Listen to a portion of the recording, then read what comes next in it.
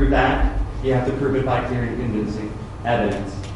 The citation for that is in our brief for our summary judgment. Based upon that analysis, that claim would have to meet the higher standard as well, and they clearly haven't met that here either.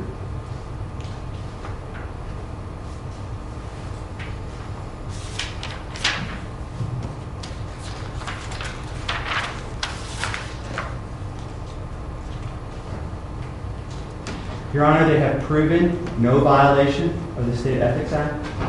Remember, Ron Wilson cast a vote. They allege that that was some sort of violation of the State Ethics Act, some sort of violation of the Anderson County Code. But Mr. Wilson cast a vote on Mr. Preston's severance agreement. The object of that vote in no way personally benefited him. The standard that you apply to this analysis is not this enormous lens that they keep telling you about. You've heard evidence about everything under the sun in the last 4 days. What you needed in your evidence was about perhaps the size of a magnifying glass.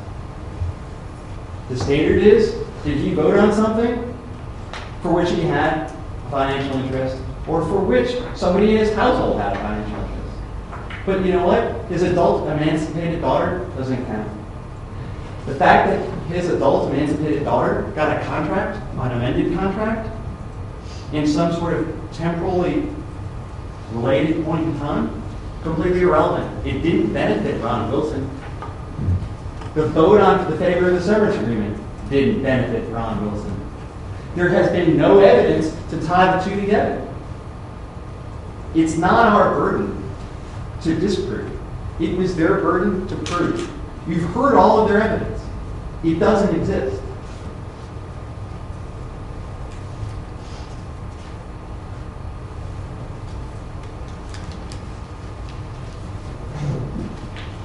Your Honor, they have failed to show or support the breach of fiduciary duty claim that's been alleged in their amended complaint.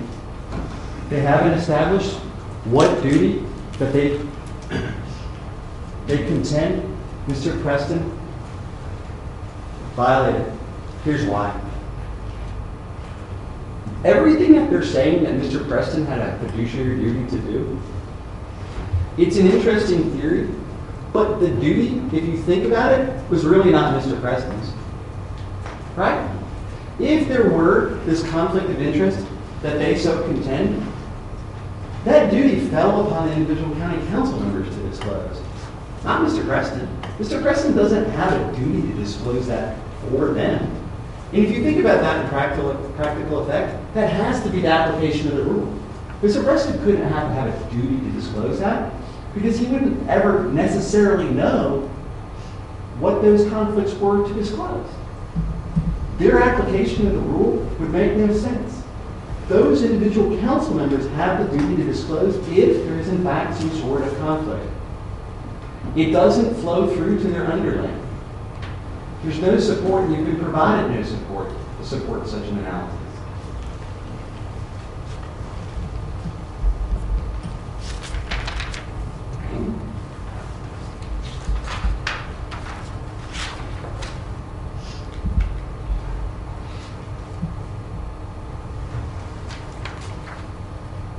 Your Honor, during the summary judgment phase, you may remember that they almost all but punted except for the ground of arbitrary and capricious. And what they told you was that this county council acted in a completely arbitrary and capricious way. That what they did had no capitals. Well, you've heard during their case in chief in the past 4 days that that wasn't true. What they tried to say is, well, the severance agreement amount is higher than the buyout that would be mechanically calculated under the master employment agreement.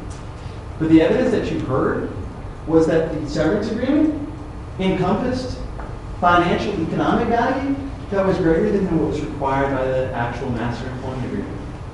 What you also heard was evidence, and it's also contained in the October 23rd, 2008 Hoskins letter to Tom Wright, wherein they cite the demand for the higher amount, that their claim exceeds the four corners of the contract. So their analysis in the first instance, that they should that they can claim that it's some sort of arbitrary and capricious act because the amount exceeds the buyout amount in the master employment agreement, by their own evidence in the record, is squarely contradicted. The Hoskins demand said, from our standpoint, we're beyond the four corners. And then they come in here and try to tell you that what the county council did was arbitrary and capricious because it didn't square with the plain language of the four corners of the document. It also doesn't square with the fact that there were tort claims in play. It also doesn't square with the fact that the release that Mr. Preston gave them was broader in scope than what was required under the master employment agreement. It also doesn't square with the fact that underneath the indemnification provision, which was supposed to survive the master employment agreement, but did not, Mr. Preston gave that up, which, by the by, Your Honor, in Anderson County, an indemnification provision is pretty valuable, right? And he gave it up. He gave it up in the severance agreement. And he didn't have to give it up underneath this mechanical buyout of the master employment agreement that they talk about.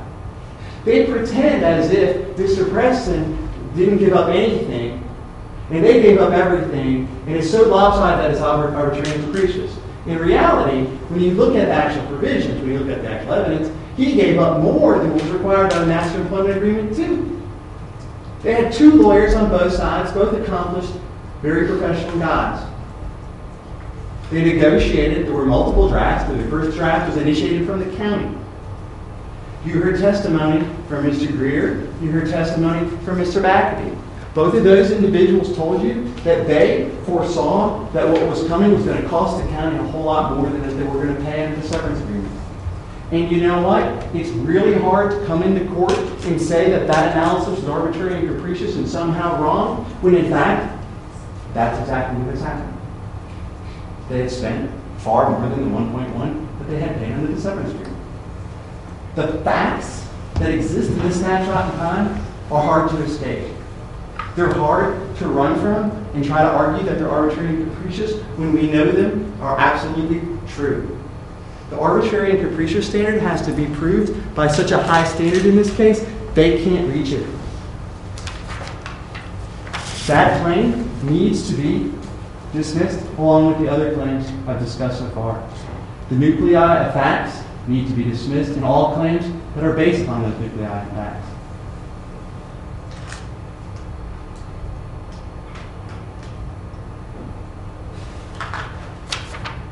Two more, Your Honor. Constructive trust has to be proven by clear and convincing standard. They haven't done it. The evidence in this case comes nowhere near that standard of proof. The last claim is unjust enrichment, and it doesn't even make sense. Unjust enrichment is what you have when there is no contract, when there is no legal four corners of a document that exists between the people that are in dispute.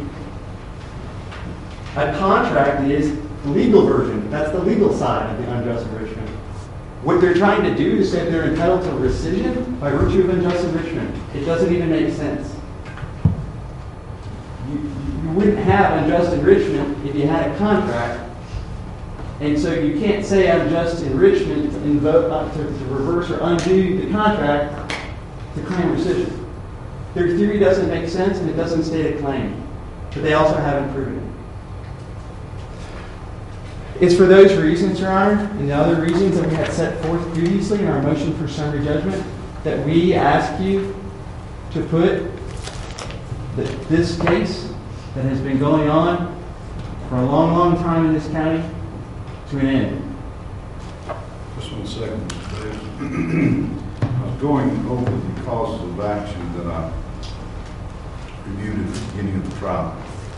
And I was told that there was still an allegation for the fact that Mr. Preston committed a fraud of some kind, and also a cause of action for constructive fraud.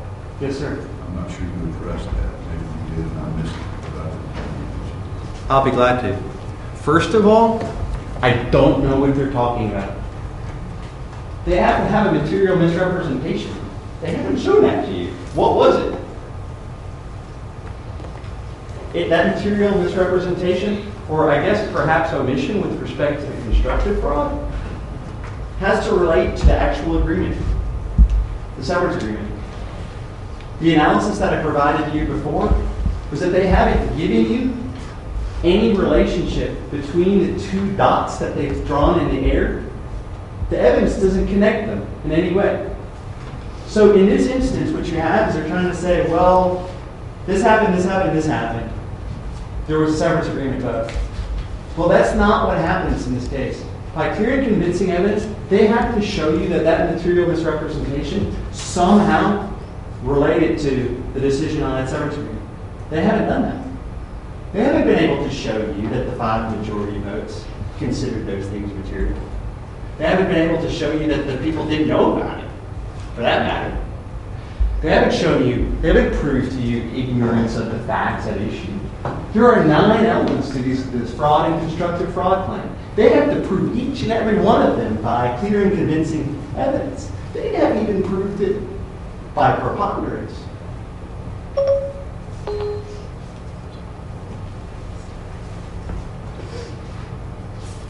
Your Honor, I'll be glad to answer any other questions about that, but it's unclear to me at this point what the material misrepresentation they're saying Mr. Preston made even was. They had an allegation in the complaint, for example, that Mr. Preston violated some duty to correct Michael Thompson's misstatement in a newspaper article from June of 2008. Guess what they forgot to prove? That he even knew about it. Right? You hadn't heard any evidence that first of all, you didn't hear any evidence about the material misrepresentation from June of 2008 in the newspaper article.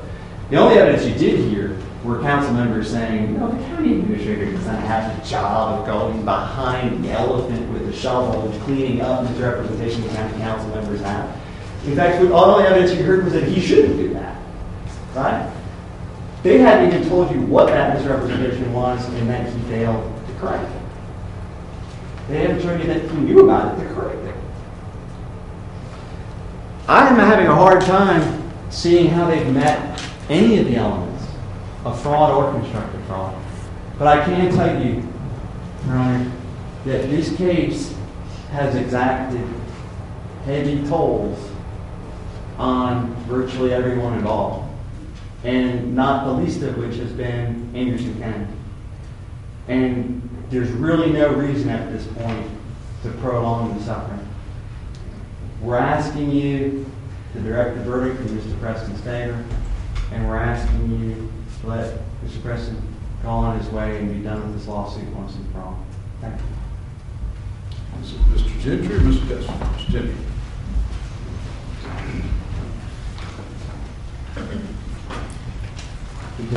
Yes, sir. Mr. Davis is right about one thing. This is an atypical case. It is atypical to see a $1.1 million severance benefit given to someone on the basis of a claim that could not logically exist. It is atypical to see a severance claim voted on by a county council chaired by a man who is actively courting the man getting a severance for a job.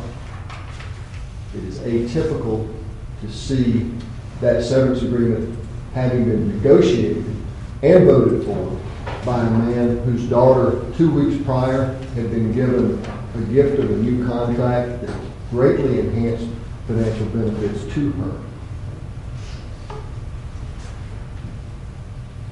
On its face, the amount was improper. It's far more than Mr. Preston could have claimed. You've heard a lot about the fact that Rob Hoskins threw tort claims into his demand letter. We elicited that he never specified what those tort claims were. There was nothing to analyze, no way to value those tort claims. The core of Mr. Preston's claim that Mr. Hoskins stated, Mr. Preston admitted in his deposition, was something bad is going to happen to me in January 2009, and I want to be paid now, and I want to get out, and I want to be able to retire for life before that comes.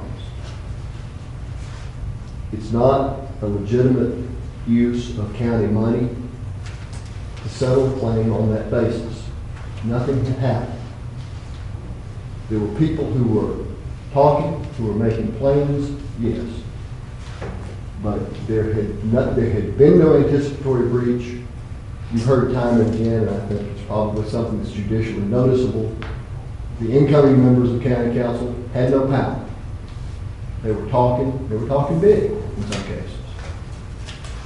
But that's not an action, it's not an action of the county, it's not a basis for paying Mr. Preston $1.1 million. This is not a hard case, it's not a close case.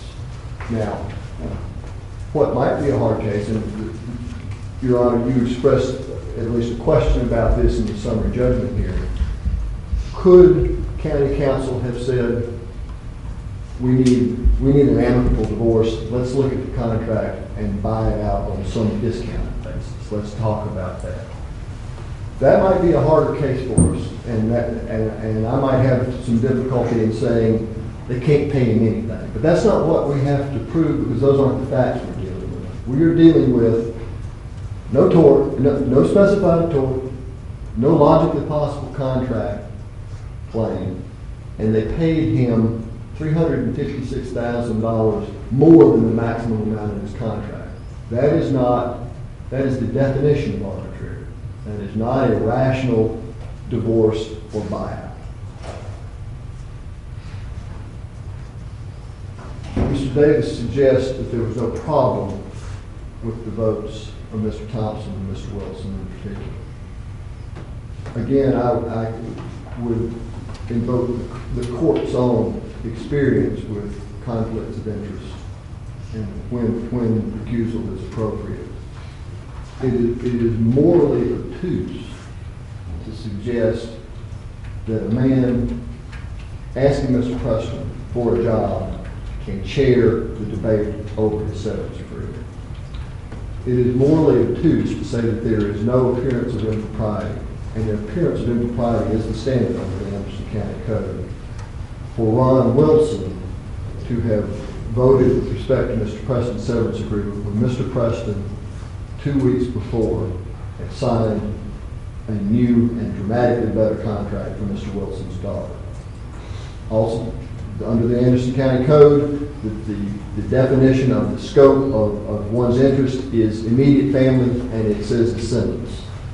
The fact that she is an adult, the fact that she's emancipated under the Anderson County Code is irrelevant. There was an appearance of impropriety there. You've heard a suggestion that maybe that contract was not as beneficial to her.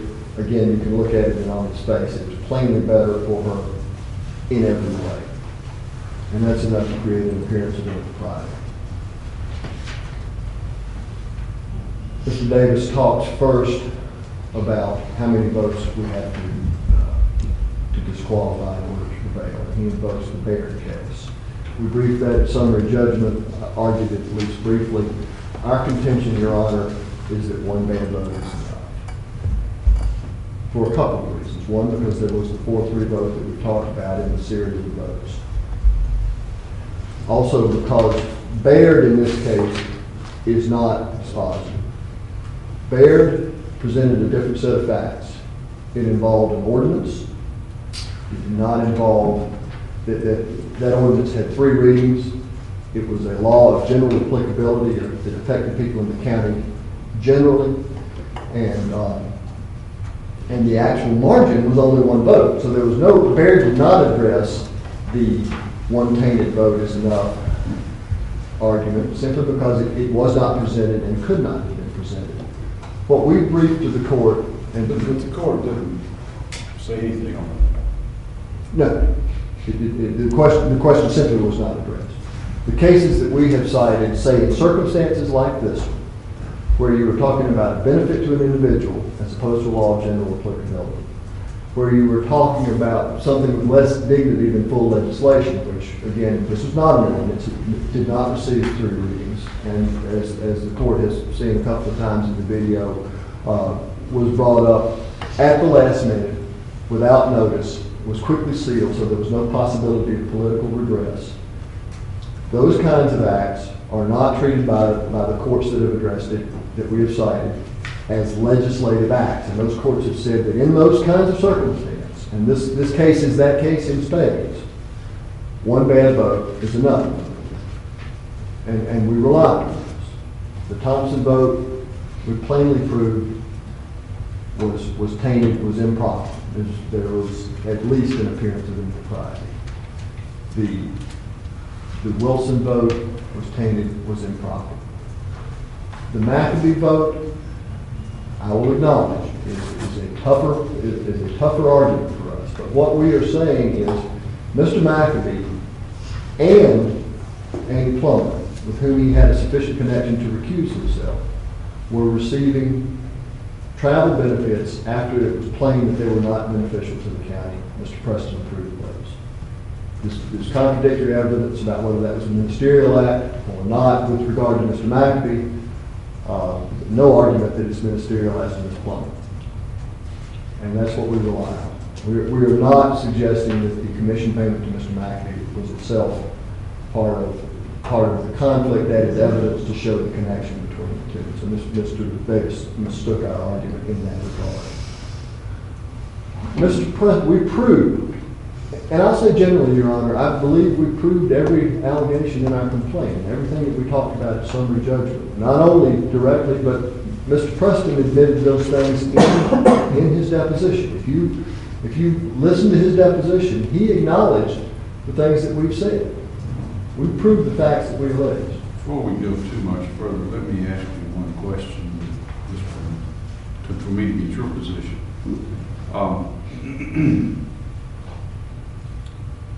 It has come up as an allegation. I didn't remember this being alleged or discussed during our pre-trial motion period, that the two votes, I won't say that weren't in favor, because one time it was an abstention and one time it was a vote against, should also not count because they had a dog in the fight. I don't know whether that was played. I don't know if it just wasn't argued. It's come up as an argument now, and I went over the pleadings before we started, and I started off the hearing going over those, and I don't recall that being something that was played, but maybe it has been. I don't know. So I'm going to ask you about that, and I'll give you a chance to tell me about your side in just a minute. I do not believe it has been played. It's conceivable that I missed something in the course of the 3 years and didn't remember. I wasn't looking for it. I did not remember it. And so that's the reason I haven't had the chance to go back and read it again. I was just... So in the course of the trial was the first time that I had heard it, and I was struck